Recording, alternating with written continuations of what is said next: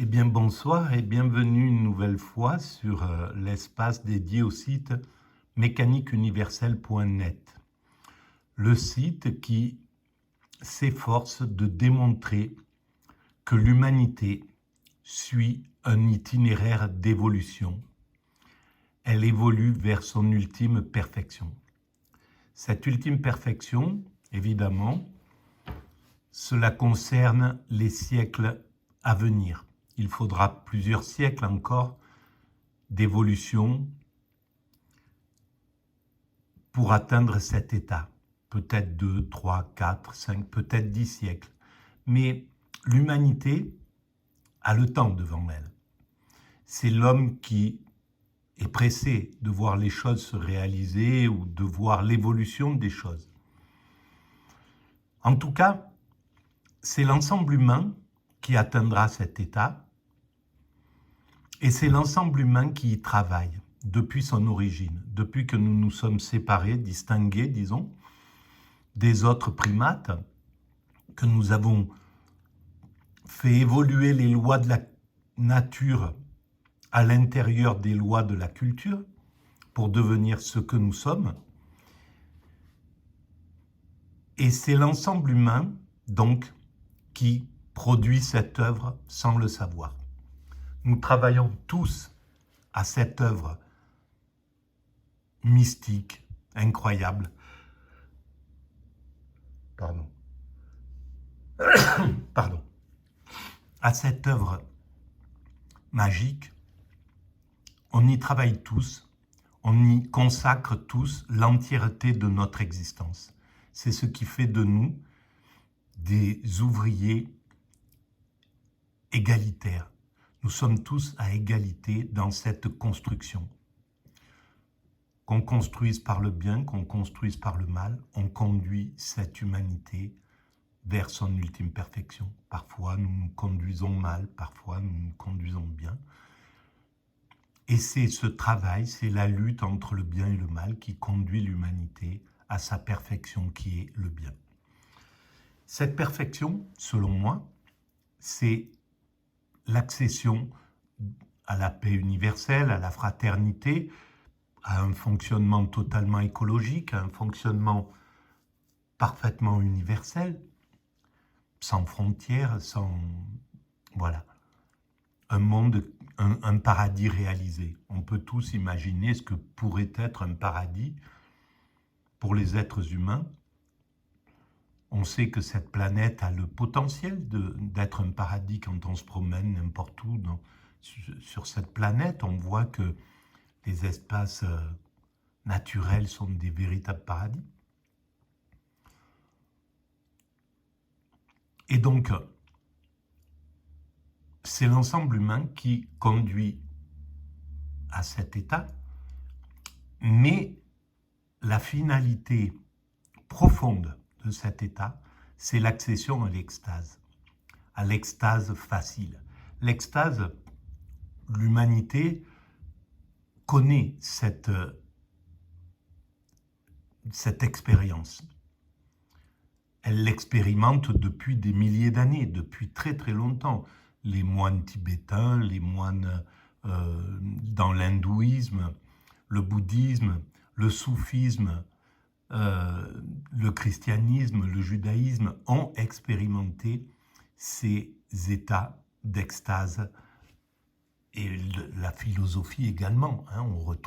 On peut penser que, selon moi, Platon et puis les présocratiques, la plupart, peut-être tous, ont expérimenté cet état d'extase. Et en fait, l'extase, c'est très compliqué de l'atteindre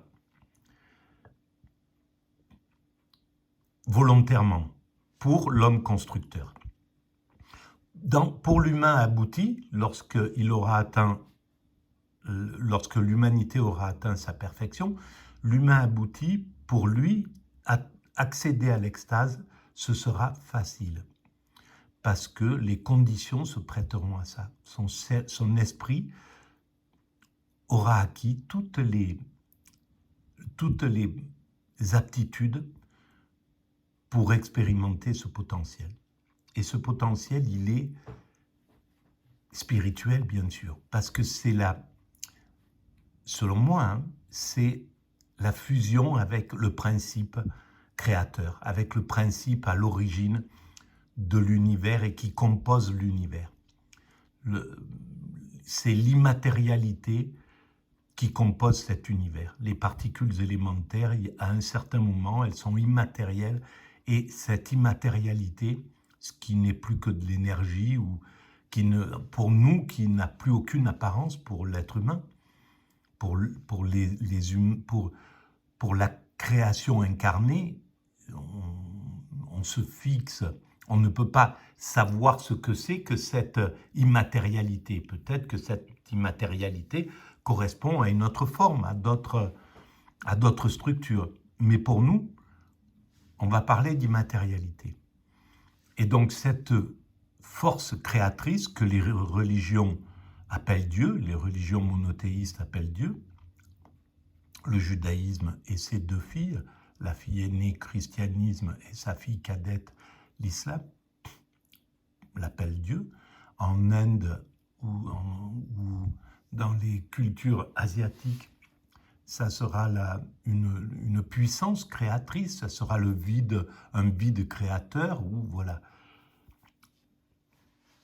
Mais en tout cas, c'est cette puissance dans laquelle nous sommes dans l'état d'extase. Alors, pour préciser ces théories, je m'appuie souvent sur des audios, sur des livres de philo, et parfois sur des vidéos. Et celle-ci, eh bien, c'est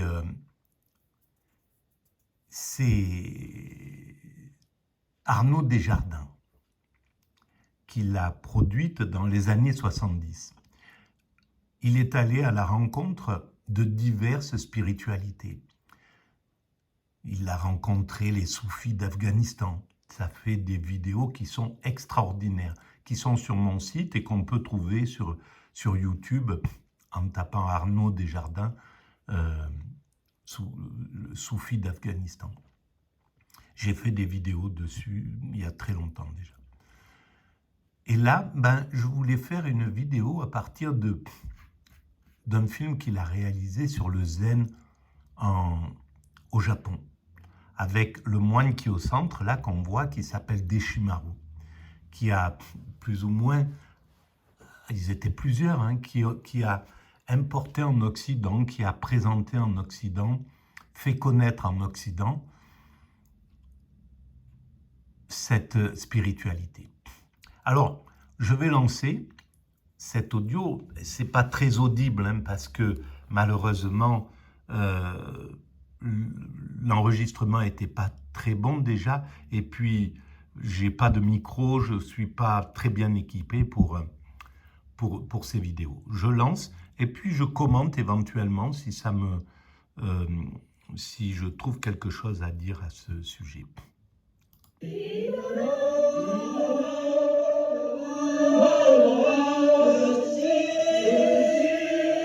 jeunes gens, ces jeunes filles, n'ont pas fait d'études poussées. À 17, 18 ans, ils travaillent comme employés.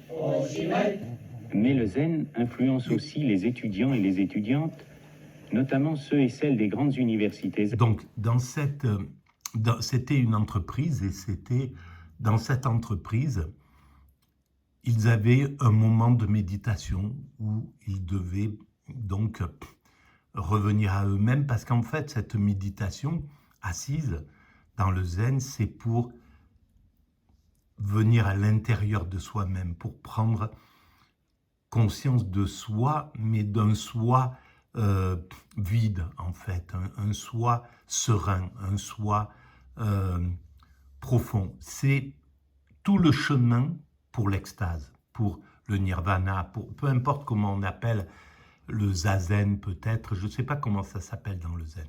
Mais en tout cas, cet état qui est cet état de fusion avec le tout, avec ce principe créateur dont j'ai parlé tout à l'heure. Zen, comme l'université qui est rattachée au monastère Soto de Sojiji. Donc là, c'est une université. Chaque matin, avant les cours, toutes les élèves se réunissent dans le gymnase pour la... J'ai cherché à voir si ça existait encore. Apparemment, ils n'en parlent pas comme ça, en tout cas pas avec cette... je ne sais pas si c'est encore pratiqué. Psalmodie des sutras bouddhiques et l'immobilité silencieuse du zazen. Et pourquoi ça va bien? Ces jeunes gens, ces jeunes filles n'ont pas fait d'études, se réunissent dans le gymnase pour la psalmodie des sutras bouddhiques et l'immobilité silencieuse du zazen.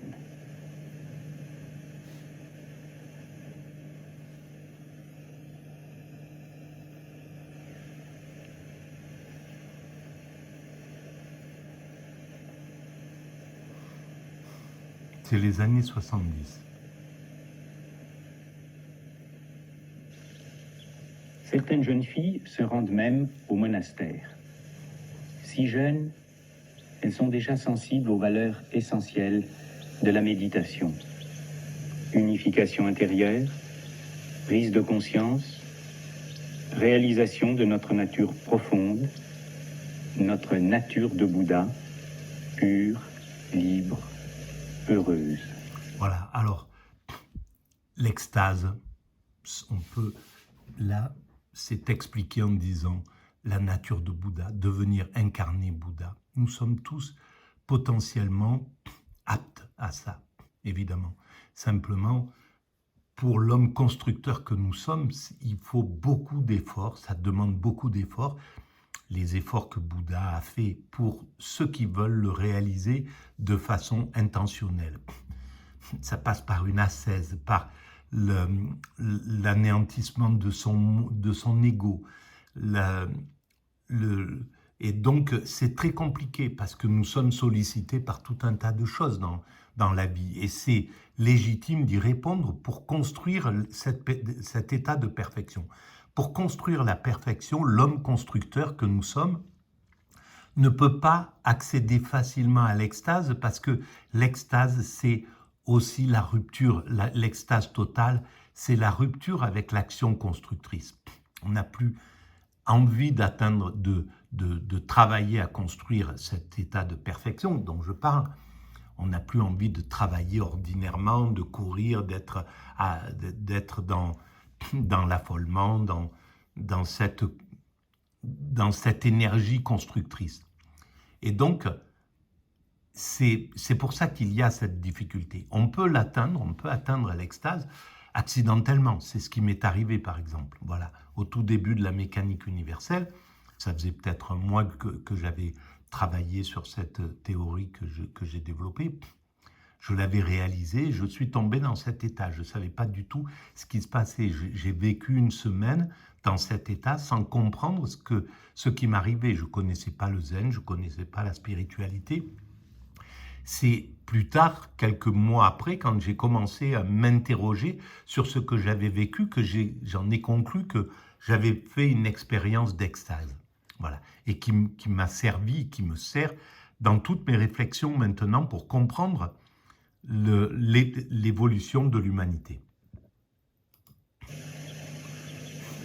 Si l'on peut constater au Japon, comme dans bien d'autres pays, un certain déclin de la vie monastique, les laïcs, par contre, sont de plus en plus nombreux à vouloir pratiquer le zazen et des dojos modernes se construisent un peu partout. Plusieurs Japonais m'ont même dit que la découverte du zen par les Américains, la mode du zen en Europe, n'était pas étrangère à ce regain d'intérêt, surtout chez une jeunesse volontiers prête à imiter l'Occident et ce qui lui tient lieu de culture. Alors voilà, là, par exemple, c'est vrai que dans les années 70, les groupes de pop, etc., c'était l'époque hippie, il y avait une quête dans la jeunesse, une quête de spiritualité. Alors, ça a revêtu toutes les formes et ça s'est terminé un petit peu tragiquement, on peut le dire, à la fin.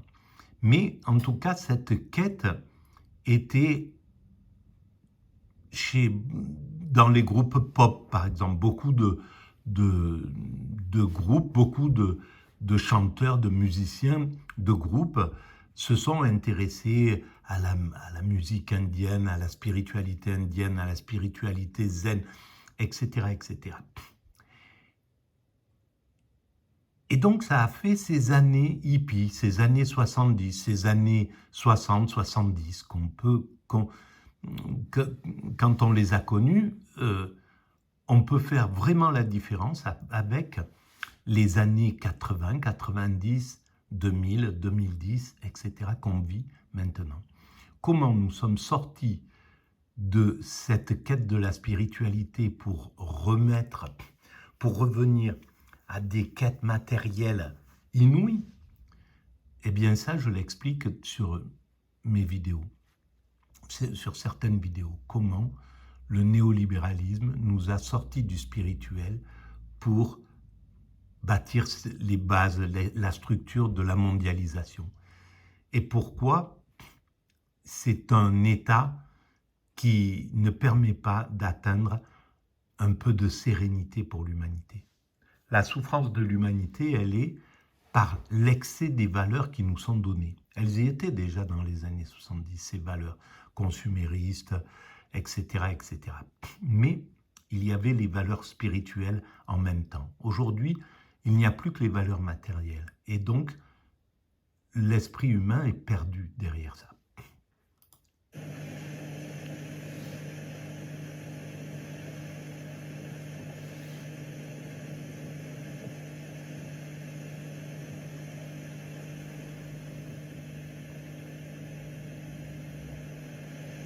Si le zen est une vie et une spontanéité toujours créatrice, qui se manifeste dans tous les actes et tous les gestes, la posture assise n'en demeure pas moins le cœur et l'essence du zen. Plusieurs millions d'enfants japonais en font déjà l'expérience. Le zen, c'est une question d'être. Être ou ne pas être, oh oui, voilà la question. Et l'être d'un homme se constitue dans son enfance à travers les impressions qui se déposent en lui. Or, dès les premières années, les enfants sont aujourd'hui sollicités par l'avoir et non par l'être, appelés à la dispersion, soumis à toutes les suggestions, du moins dans les sociétés techniquement développées, dans le monde profane où les aveugles conduisent les aveugles. C'est très intéressant, les aveugles qui conduisent les aveugles, c'est exactement ce qu'on peut dire aujourd'hui de nos dirigeants, de notre système. Et si nous sommes tombés dans cet excès depuis les années 90, dans cet excès d'inconscience en fait, d'intranquillité, d'affolement, d'agitation, eh bien c'est en grande partie parce que ce ne sont plus il n'y a plus de spirituel auprès du système politique, auprès des distributeurs de valeurs. Les distributeurs de valeurs, ce sont les oligarques, c'est l'oligarchie, c'est les médias, c'est le patronat en somme qui a pris le système des valeurs. Et en prenant le système des valeurs, eh ben, il a dit, vous devez tous devenir des winners, vous devez tous faire de l'argent, avoir du pouvoir. C'est ça, il faut nous imiter, il faut nous sommes l'idéal que vous devez suivre. Nous, les banquiers, nous, les traders, nous, les boursiers, nous, ceux qui deviennent milliardaires en peu de temps, etc., etc. C'est nous qui sommes votre idéal. Et ça, c'est juste le narcissisme qui fait parler ce genre de choses. Et c'est l'inverse de la démocratie. La démocratie doit choisir les valeurs du peuple, par essence plus paisibles. Les valeurs du peuple, elles sont simples, c'est le bonheur, c'est l'amitié, travailler dans des bonnes conditions, mais quand on a fini le travail, retrouver ses amis, avoir le moins de soucis possible en fait. C'est ça que recherche le peuple. C'est pour ça qu'il est pas, il n'a pas de... il est OK pour travailler en échange de ce bonheur qu'on peut lui fournir. Mais ce bonheur, on ne lui fournit plus maintenant. Il faut déjà, on est affolé dans le travail, on est affolé dans la vie ordinaire. Quand on sort du travail, on a encore des affolements à gérer parce que la vie est devenue de plus en plus complexe, de plus en plus dure, de plus en plus bruyante. Et puis, il y a les médias, il y a les réseaux sociaux, il y a tout un tas de choses qui sont autour qui nous obligent à ne plus nous arrêter. Ces enfants-là, voilà, le zen, c'est s'arrêter. S'arrêter, pouvoir se concentrer un peu. Mais qui peut faire ça aujourd'hui dans le monde occidental, par exemple? Et je pense qu'au Japon, c'est la même chose. Je pense que ça s'est perdu et que, ben oui, ils nous ont imités, entre guillemets, quand le mouvement hippie s'intéressait à eux, s'intéressait à la spiritualité, aux spiritualités, à toutes les spiritualités. Et puis maintenant qu'on s'intéresse qu'au consumérisme, eh ben, s'ils nous imitent dans cet état-là, ben, ça fait un monde complètement, un monde de violence, quoi, un monde complètement agressif et impitoyable en fait.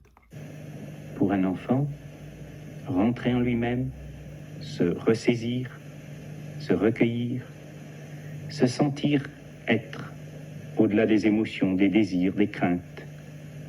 Ce sont les premiers pas sur la voie de la liberté, sur le chemin d'une vie heureuse, les premiers pas pour être un jour véritablement un adulte. Bien sûr que c'est ça la liberté. Bien entendu, c'est pour ça que nous avons perdu le goût de la liberté là, depuis le néolibéralisme.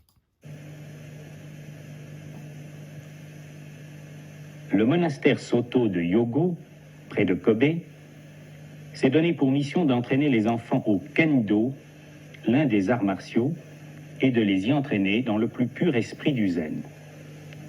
L'autorité suprême est l'abbé du monastère, les instructeurs sont des moines, et le dojo porte le titre évocateur et poétique de lieu où l'on cultive les jeunes pousses.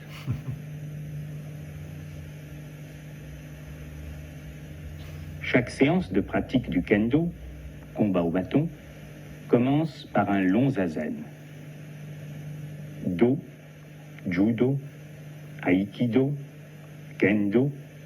Do signifie la voie, mais aussi la vérité de l'univers.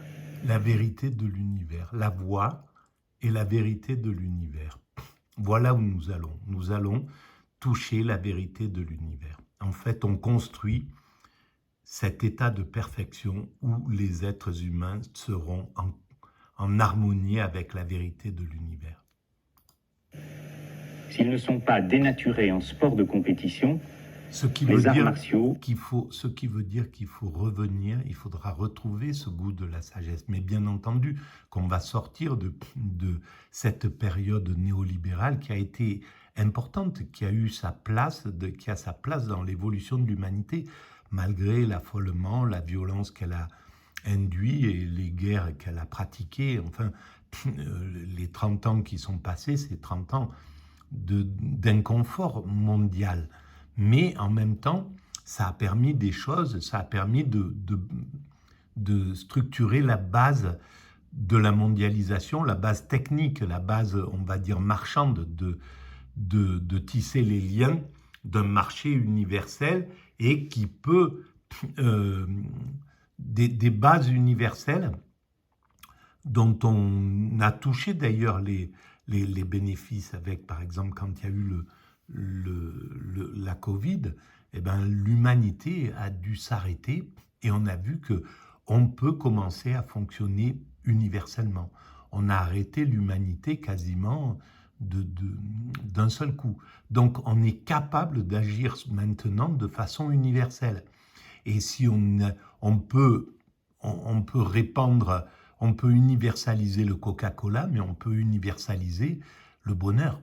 On peut universaliser les grandes avancées sociale gagnée par l'Occident. On peut, etc. On peut vraiment universaliser le bien. Pour l'instant, on universalise le dollar, le coca, la violence, l'agressivité, des choses comme ça. Pas que ça, bien entendu, parce qu'on universalise le savoir grâce à Wikipédia, grâce à des structures, grâce aux étudiants qui tournent de partout dans le monde. On s'universalise par d'autres biais, bien entendu. Mais exprime la vérité métaphysique, la loi, l'ordre cosmique. Comment?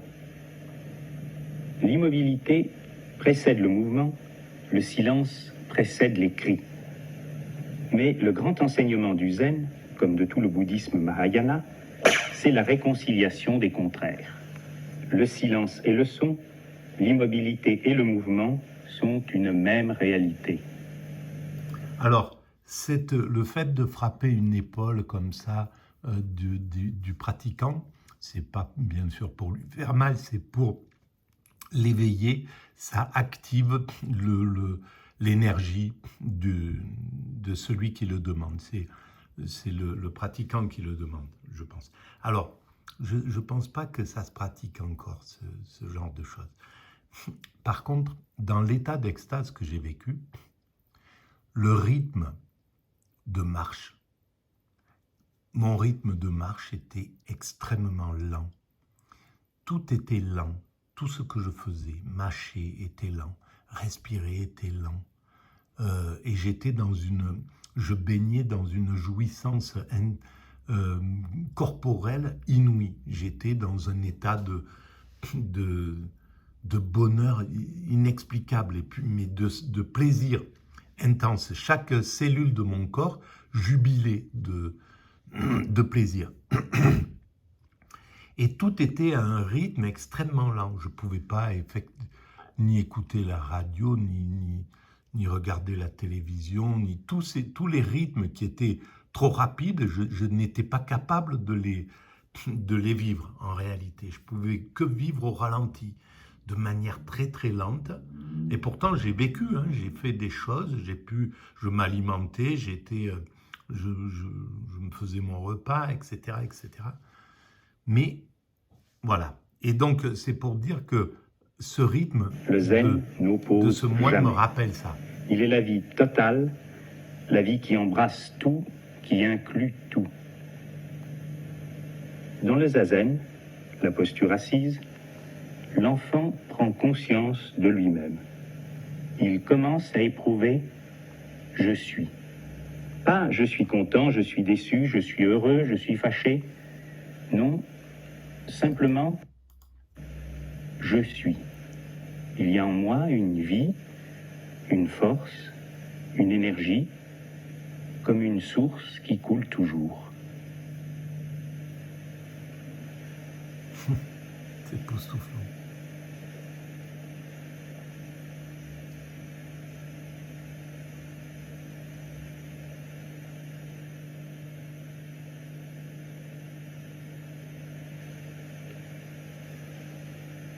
Ça serait bien de filmer. Mais l'être humain, et surtout l'enfant, de retrouver ces jeunes et de les interroger, de voir ce qu'ils sont devenus en tant qu'adultes. Maintenant, c'était dans les années 70, ils ont 5-10 ans, oui, ils étaient sans doute des années 70, je pense. Donc, ils doivent avoir 50 et quelques, entre 50 et 60 ans. A aussi besoin de s'exprimer et de s'insérer dans le monde. L'exercice en commun lui en donne le rêve. Le dojo où se pratique un des arts martiaux est l'image de l'unité. Mais parce qu'ils ont été précédés par le silence et l'immobilité du zazen, les cris et les mouvements sont enrichis d'un sens nouveau. Quelque chose de la disponibilité intérieure du zazen demeure dans l'action et le pouvoir. Et puis, ne l'oublions pas, nous sommes dans un moniteur, et le moniteur est un moine.